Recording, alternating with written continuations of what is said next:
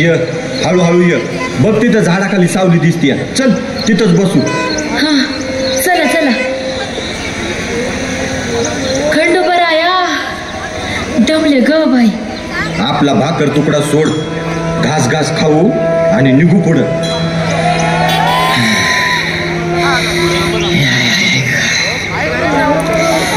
वाईच घोडभर पाणी मिळेल का हो? अहो देते की बाबा.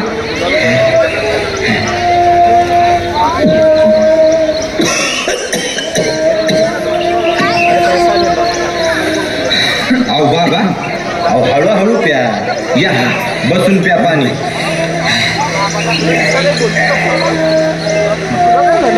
आणि वय कुठं निघाला? वारीला. या बाई आता ती तर झाली ना बाबा मागल्या महिन्यात. आरती पांडुरंगाची ती झाली माझी.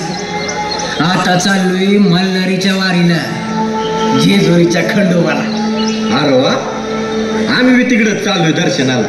अहो लय लांबून आलोय आम्ही. आणि तुम्ही कुठून आलाय? म्या घाटा खालून आलोय. हा लय लांबून लांबून लोक येतात. देवाचा महिमा आहेच तसा. मल्हारी नवसाला पावतो, हाकेला धावतो. तारण्यासाठी तर अवतरला ना त्यो. बाबा मार्तंडाचा महिमा ठाव आहे तुम्हासनी? हा थोडा भूत ठाव आहे. बाबा तुम्हाला खंडोबारायाबद्दल सगळं माहिती आहे? मग आम्हाला बी ऐकायला आवडेल बघा. सांगा ना थोडं बघ. या मोर आडोशाला बस. चला. मणिपूर पर्वतावर मणी आणि मल्ल नावाचे 2 असुर होते. ब्रह्मदेवाचे वरदान मिळाल्यामुळे ते उन्मत्त झाले होते.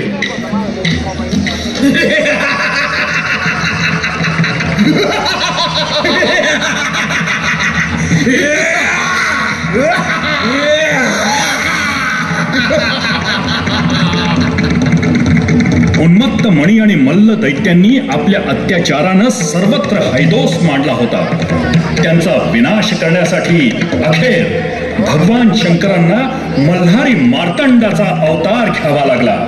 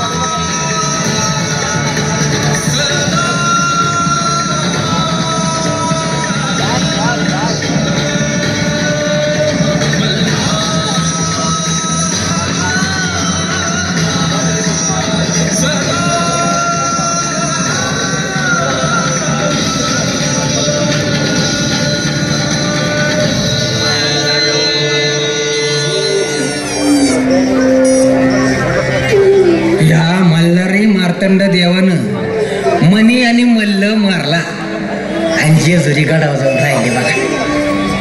आणि मग देवानी म्हाळसासोबत लगीन केलं ना. अगं आधी माया पार्वतीचं रूप की गते. खरंय बाबा. नेवासा इथं एक शिवभक्त होता, टिम्मा शेठ वाणी नावाचा. त्याची पोरगी म्हाळसा. पाली गावात मल्हारी मार्तंड सोबत म्हाळसाचा विवाह झाला. आणि मग देवानं दुसरं लगीन बानू धनगिरींसोबत केलं. त्याची काय कथा आहे सांगा की. सांगतो.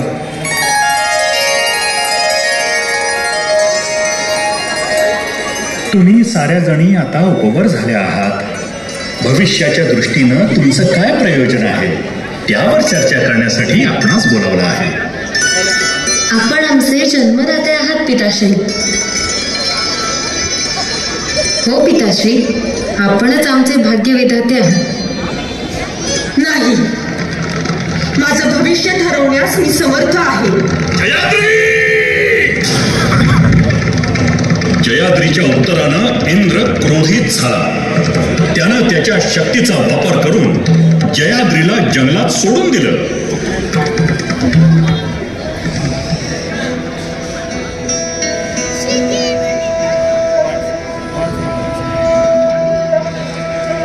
नाशिक मधील मालेगाव तालुक्यातील चंदनपुरी गाव हा धनगरांचा गाव म्हणून ओळखला जात होता. अनेक धनगर बांधव इथे गुण्या गोविंदानं राहत होते. त्यातील एक होता यमू धनगर. त्याला ही बानाई सापडली.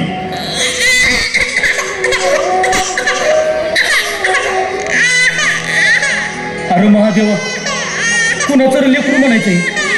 अरे हाय का कुणी? पुन्हा तनात काट्या कुट्यात असं लेकरसनी टाकले. काहीच हाय का नाही? अरे बाय, रडू नका सा. अगं बाय हाय ना. महादेवा. यमू धनगरानं महादेवाचा प्रसाद समजून पदरात घेतलं. तिचा मायेनं सांभाळ केला.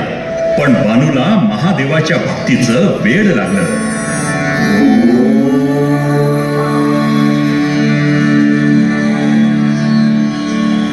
एकीकडे बानू महादेवाच्या पूजेत लीन होती, तर दुसरीकडे जेजुरी गडावर देव मल्हारी आणि म्हाळसाचा संसार सुखानं सुरू होता.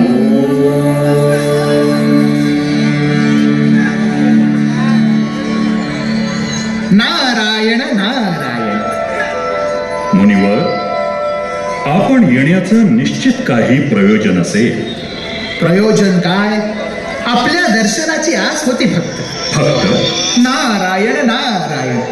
आपण सर्व ज्ञानी आहात, सर्व शक्तिमान आहात. तुमच्या लीला आम्हा पामरांना कधी उंगाव्यात भोलेनाथ? म्हणजे इकडे म्हाळसा देवी सोबत तुम्ही आहात म्हणून त्या निश्चिंत आहेत, आणि तिकडे तुमची एक भक्त तुमच्या विरहात झुरतीये बघा. नारायण नारायण. देवी पार्वतीनं हिला वचन दिलं होतं. कृतयुगात मल्हारी मार्तंड अवतारात ही आमची अर्धांगिनी असेल. तेच वचन पूर्णत्वास जावे हाच लोकीचा मानस आहे. नारायण नारायण.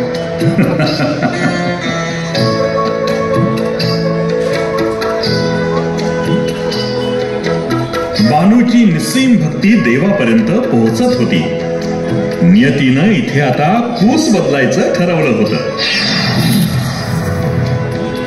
देवा, आज हे काय सारी पाठ आणि अचानक? अचानक नाही देवी, सार काही विधिलिखित असतं. म्हणजे स्वामी? आपण हा सारीपाटाचा डाव खेळायचा आणि जो हरेल त्यानं एक तपाचा अज्ञातवास स्वीकारायचा. काय? होय. आपणा दोघांपैकी कुण्या एकाला विरहाचं दुःख अटळ आहे. सकल सृष्टीचे निर्माता, करता करविता तर आपण आहात स्वामी.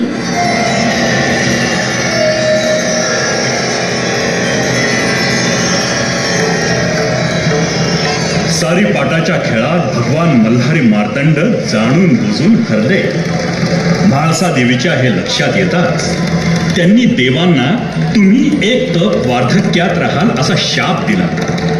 म्हाळसा देवीच्या या शापासह भगवान मार्तंड जेजुरी गडाहून अंतर्धान पावले.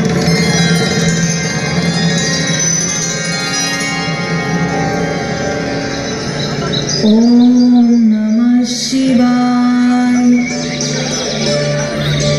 ओम नमः शिवाय. ओम नमः शिवाय. ओम नमः शिवाय. काय ग भानुबाई, जेव्हा बघल तेव्हा काय ग त्या महादेवाला पूजत असतीस? तू बघितलं हाय बाई त्याला? मी त्याला बघितलं नसल, पण त्यो मला बघतोय आणि मला खात्री आहे त्यो एक ना एक दिवस मला दर्शन नक्की देईल. आता काय म्हणावं बाया तुला, खुळी झालीस बघ तू.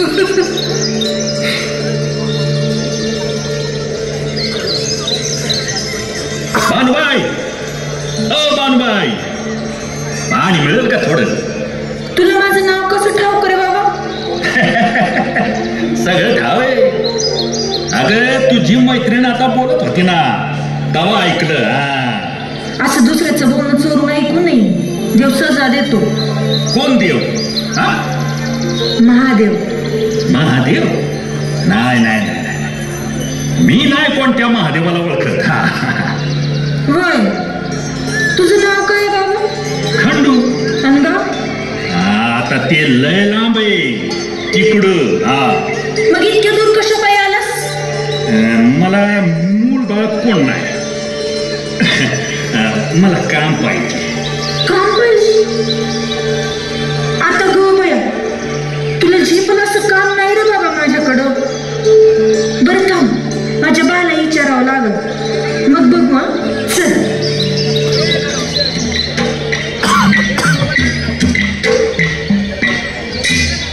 बाबा, खंडोबाची महिमा थोडंच बघ. अरे तो साक्षात महादेवच की रे. खरं आहे बाबा, खंडोबा म्हणजे साक्षात महादेवच बघ. बाबा ते जाऊन दे, पण ते वाघ्या मुरळीचं नाव लय ऐकलंय का? तुला माहित आहे का रे त्यांच्याबद्दल काय? अरे बाबा, या देवाचं भक्त लई आहेत बघ. वाघ्या म्हणून हे असे बघतोय की त्यांच्या तोंडून साक्षात खंडोबाच प्रकट होतोय बघ. अरे काय त्यांचा गोंधळ, कुणी बी ऐकला की खंडोबा कळाला म्हणूनच समज. अगं चला चला चला, दिगी दिगी चला, देवाचा जागरण गोंधळाचा कार्यक्रम करायचा की नाही? मंडळी चला, गोंधळाला सुरुवात करू. खंडोबा रायाचं डबाही लागल मुरडीला, लागल मुरडीला या डबाही लागल वाग्याला.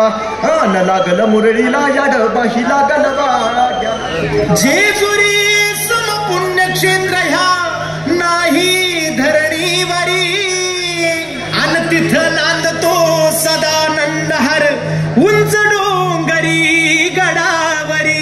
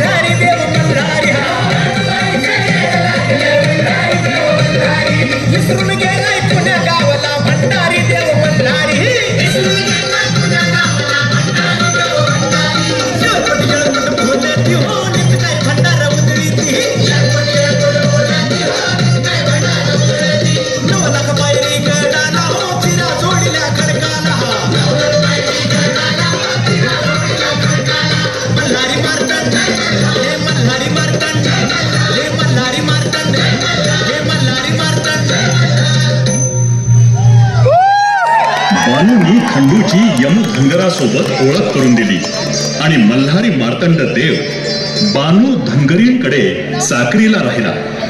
वर्षामागून वर्ष सरू लागली. बानू खंडूला मुद्दाम शरीर कष्टाची कामे सांगू लागली, पण प्रत्येक वेळी देव मल्हारी तिच्या परीक्षेला खरे उतरले.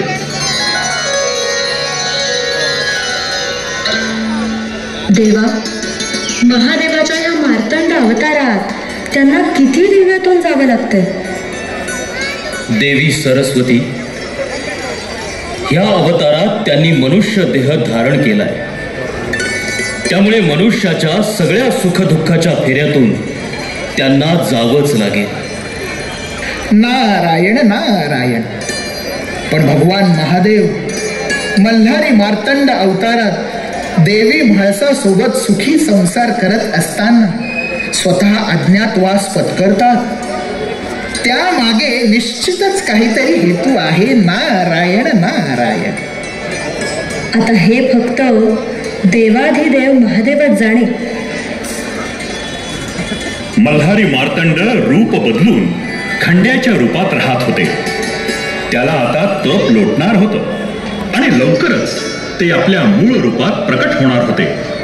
आणि अखेर तो दिवस उजाडला. खंडू बाबा, अरे बानू धनगरणीच्या चाकरीत चांगलाच रमलायस की. बघता बघता 10-12 वर्ष होत आली.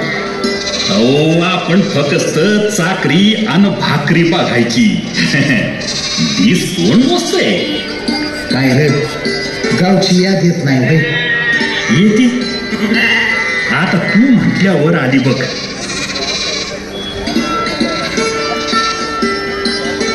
खंडू बाबा, खंडू बाबा, खंडू बाबा, अगं जीव बघ, इथं बसलाय. काय हाय का त्याला? इथं बसलाय बाई का पाहणीत. पाड्यानं समधीकडे हुडकलं तुला. अहो, काय आभाळ कोसळलं काय? वरडाया काय झालं? कसली राखणदारी करतो रे तू?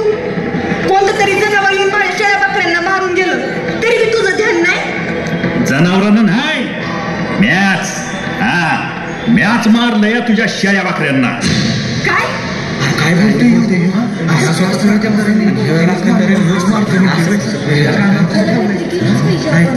अरे बाबा, अरे खंड्या काय बोलतोयस? अरे देवाची आण बाबा, मॅच मारले. आता तुला कसं सांगू? अरे पण त्या मुख्या जनावरांनी तुझं काय घोडं मारलं होतं? तुला चाकरीला ठेवलं. माझ्या या हातांनी तुला भाकर करून खाऊ घातली. त्याचं हे असं पान फेडलंच होय तू. अरे कुठं फिरशी आहे बाप? त्यांना मी लेकरासारखा जीव लावला होता रे, आणि तू त्यांना मारून टाकलंस.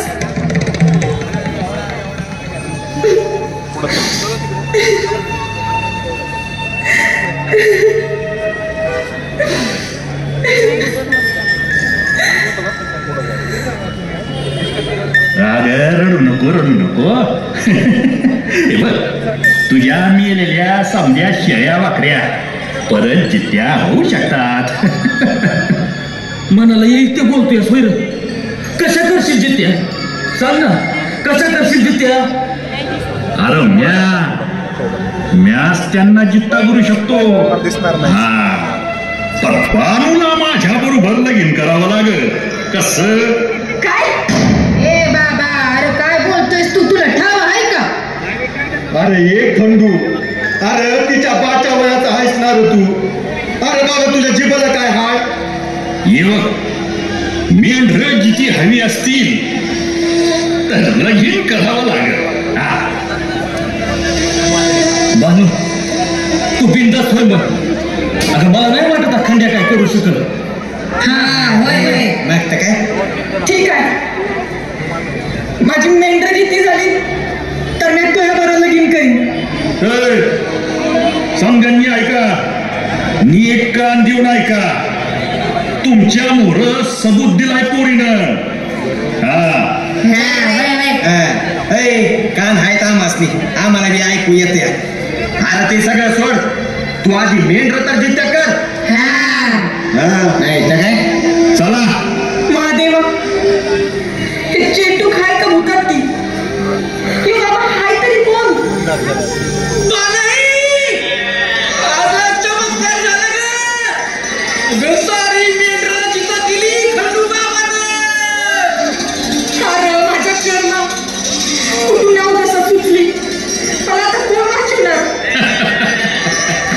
चेटूक बी नाही आणि भूताटकी बी नाही. या त्रिलोकावर घडणाऱ्या प्रत्येक गोष्टीचं कारण आहे मी. अरे खरंच केलं. चेटूक बी नाही आणि भूताटकी बी नाही.